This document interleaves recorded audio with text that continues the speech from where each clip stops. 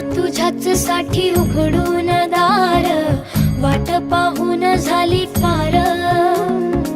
चिंता हरून देवा थकला असणार, दे माझ्या खांद्यावर भार।